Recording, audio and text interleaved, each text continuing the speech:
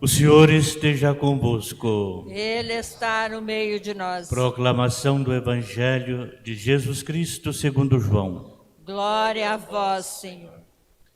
Naquele tempo, disse Jesus a seus discípulos: Tenho ainda muitas coisas a dizer-vos, mas não sois capazes de as compreender agora. Quando, porém, vier o Espírito da verdade, ele vos conduzirá à plena verdade. Pois ele não falará por si mesmo, mas dirá tudo o que tiver ouvido. E até as coisas futuras vos anunciará. Ele me glorificará, porque receberá do que é meu e vô-lo anunciará. Tudo o que o Pai possui é meu. Por isso, disse que o que ele receberá e vos anunciará é meu. Palavra da salvação. Glória a vós, Senhor.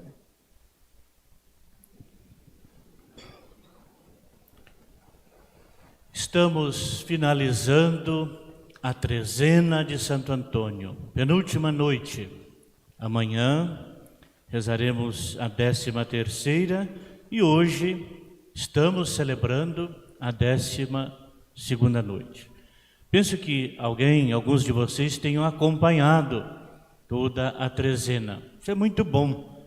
É uma catequese, é uma experiência de fé, é uma experiência como um retiro.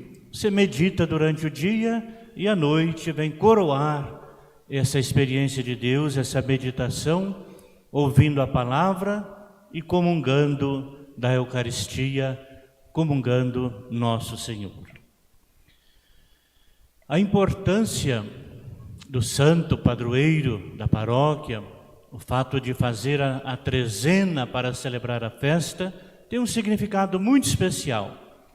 Enquanto nós estamos aqui rezando, tem muita gente que está se cansando, né?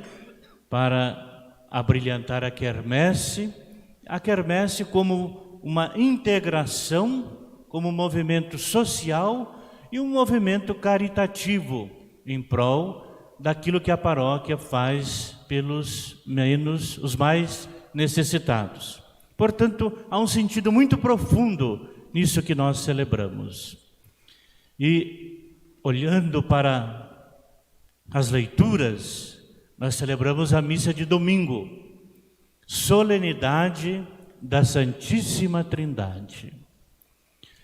Alguém vai dizer assim: é muito difícil entender, muito difícil explicar sobre a Santíssima Trindade, mas é tão simples quando nós fazemos em nome do Pai, do Filho e do Espírito Santo. É a Santíssima Trindade. Está encarnado na nossa vida, está encarnado na nossa oração, no levantar, no fazer a refeição, iniciar as nossas orações, no batismo, sempre no nome do Pai, do Filho e do Espírito Santo. Quando ouvimos as leituras, a primeira, livro do Provérbios, a leitura começa justamente falando de sabedoria. Assim fala a sabedoria de Deus, que antes da criação, a sabedoria de Deus já estava. E o cristianismo, os autores, os exegetas, os pensadores, teólogos, o cristianismo de modo geral, enxerga nessa leitura de Provérbios o protótipo da pessoa de Jesus Cristo. É Ele que estava antes. Eu vou chegar lá, uma explicação para que possamos entender. Quando nós rezamos a saudação angélica, e o Verbo se fez carne e habitou entre nós. Primeiro capítulo do Evangelho de João. No início, no começo, era a palavra. A palavra se fez carne e habitou no meio de nós. Provérbios está dizendo isso. A sabedoria é a palavra. A palavra participou da criação. No cristianismo não há uma interrupção da experiência dos judeus em receber, em acolher a revelação divina. Portanto, essa primeira leitura é um prenúncio daquilo que nós celebramos. Na segunda leitura, São Paulo escreve aos Romanos, falando que a fé nos salva. E quem não tem fé? Aí nós não temos também o poder ou a capacidade de julgar. A fé é uma experiência única, sua. Ninguém tem mais, ninguém tem menos. Você pode expressar mais, você pode ir mais à igreja, você pode praticar mais obras caritativas. E São Paulo vai dizer, o resumo de toda essa fé que nós recebemos de Deus estão nas 3 virtudes teologais. Quais são elas? A fé, a esperança e a caridade. Meu irmão, minha irmã, se nós vivermos isso no nosso dia a dia, nós estamos tranquilos. Vamos colocar um tapete vermelho para a nossa entrada no céu. Fé, esperança, caridade. E o Evangelho de João, que não é o primeiro capítulo, mas o 16º, revela a experiência profunda que Jesus faz do Pai. O Pai é o Criador, Jesus é o criado, o Filho, a criatura. Só que uma criatura diferente, uma pessoa, 2 naturezas, a divina e a humana. Quem não acredita na divindade de Jesus é herege, não está em comunhão com a igreja. Quem não acredita na natureza humana de Jesus é herege, não está em comunhão com a igreja. Portanto, ao final da leitura de hoje do Evangelho, Jesus vai dizer, tudo que é do Pai é meu, Ele está em comunhão. Tem outras citações muito profundas para intentar esse mistério. Portanto, meus irmãos, a sabedoria, a palavra é Deus.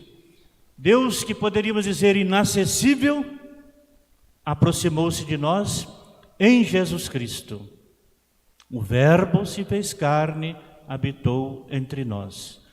A experiência de Jesus no nosso meio durou pouco. No Tríduo Pascal nós celebramos a morte, a paixão, a morte e a ressurreição. Com a ressurreição completa-se esse lado da encarnação, essa parte, a ressurreição como segundo ponto, mas falta um terceiro. Qual? O Espírito Santo.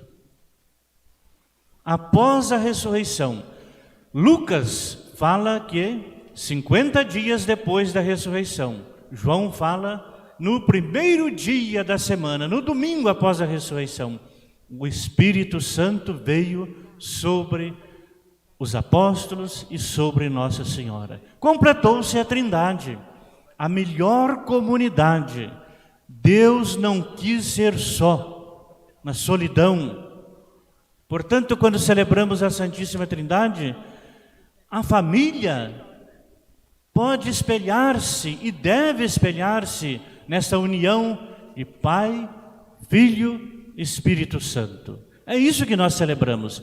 Tem esse quadro que foi colocado aqui, uma pintura famosa de um pintor russo. São os 3 iguais. Deus não é maior, o Filho não é maior. Ele acabou de dizer, tudo que é meu é do Pai. Se Deus que cria, Jesus que redime, que perdoa, o Espírito santifica. Se você olhar de qualquer lado, talvez seja longe, no final da missa pode se aproximar, vai no Google, né? E coloca lá o pintor famoso, Vladimir Rubinsky, russo, que pintou esse ícone, que os ortodoxos, nós latinos, todos os cristãos, é uma forma de expressar a Santíssima Trindade.